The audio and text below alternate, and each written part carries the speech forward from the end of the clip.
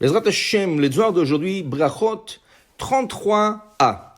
Afilu nachash kaocha la kevo lo yafsik. On a étudié déjà que tu fais la Hamida, il y a un serpent qui s'approche vers toi. On a dit, lo yafsik, il faut pas arrêter la Hamida. Amar Rav Sheshet, dit Rav Sheshet, lo shanu el nachash. Ça c'est rien que si c'est un serpent. Aval akrav, posek. Mais si c'est un scorpion, tu arrêtes la Hamida. Alors, la Gemara pose une question, mitivi. Voilà, il me pose une question, nafal et govarayot. Une personne qui est tombée dans une fosse de lions.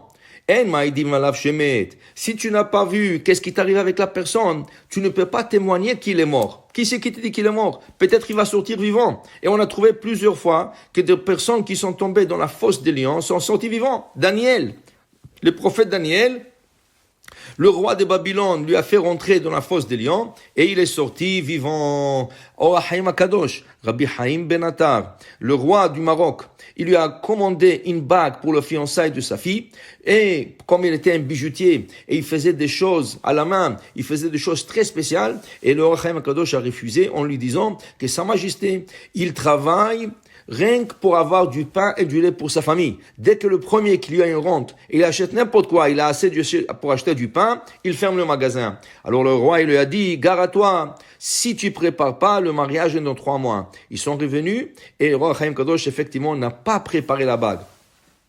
Le roi, il lui a jeté dans une fosse de lions, mais avant de le jeter, il lui a demandé qu'est-ce que tu veux. Il lui a dit, je aimerais avoir mes téphilim avec moi, avec un livre de Gemara. Il a porté les téphilim, il a pris la Gemara, il est rentré dans la fosse de lions, il s'est assis à étudier, et tous les lions autour de lui, jusqu'à qu'il est sorti sain et sauf. Alors, une fosse de lions, si quelqu'un tombe dedans, on ne peut pas aller dans le Beddin témoigner qu'il est mort pour que sa femme puisse se marier. Il faut voir exactement qu'est-ce qui t'arrive avec cette personne. Alors maintenant, il est tombé dans un puits plein de serpents et de scorpions.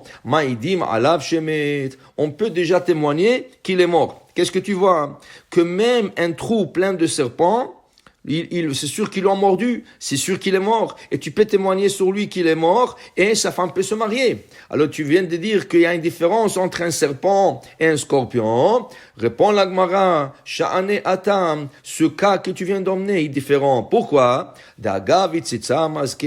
Parce que quand il est tombé dans le trou, il a piétiné, il a écrasé le serpent. Une fois que tu commences à écraser et toucher le serpent, c'est sûr qu'il va te mordre. Mais si tu fais ta Hamida et c'est lui qui vient vers toi, c'est pas sûr qu'il va te mordre. Dit la Gemara, Tanu Rabbanan, Chachamim nous enseigne, Maaseh be'echad, be'ankom echad. Il y avait un endroit, Shaya bo Arod. Il y avait ce serpent dangereux qu'on appelait à cette époque du Talmud Arod. C'est un serpent qui n'existe plus dans le monde. Vayamazik et aberiot. Et ce Arod faisait mal à toutes ces personnes qui passaient à côté de lui. Baou ve'odiou, les Rabbi Chana ben Dossa. Ils sont venus à Rabbi Chana ben Dossa et ils lui ont dit, écoute Rabbi, il y a plein de gens qui passent par cet endroit, ils savent pas, et ce Arod, il sort, il leur mord et il leur tue. Amar lahem, le Rabbi Chana ben Dossa, il leur a dit, Ar'ou li et choro. Montrez-moi le trou où se trouve ce Arod. Ils sont partis, ils lui ont montré le trou.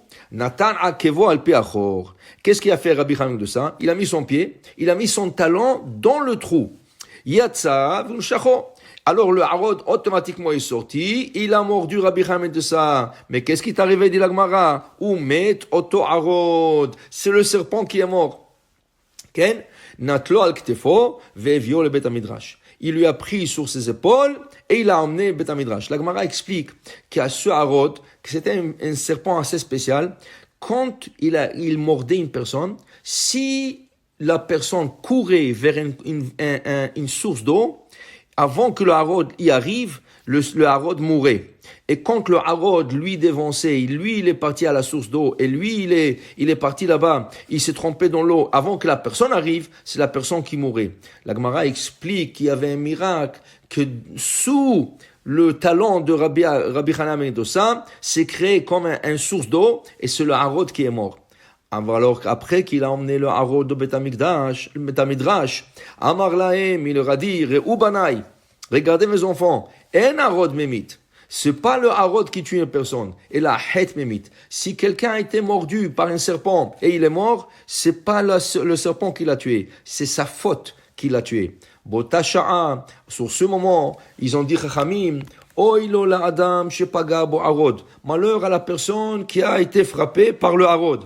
Ve'oy lo la arod shepaga bo Rabbi Chaim ben Dossa. Mais malheur au harod, au ce serpent, qu'il a rencontré Rabbi Chaim ben Dossa, parce que c'est lui qui est mort et pas le rabbin. Pour dire, pour être sauf de tout malheur, il faut se conduire dans Torah, mitzvot, maasim tovim. Et là, vous avez rien à craindre, ni harod, ni nahash, ni virus, ni rien du tout. Tout ce qu'il faut, c'est étudier la Torah, pratiquer les mitzvot, et Bezrat Hashem, vous serez protégés.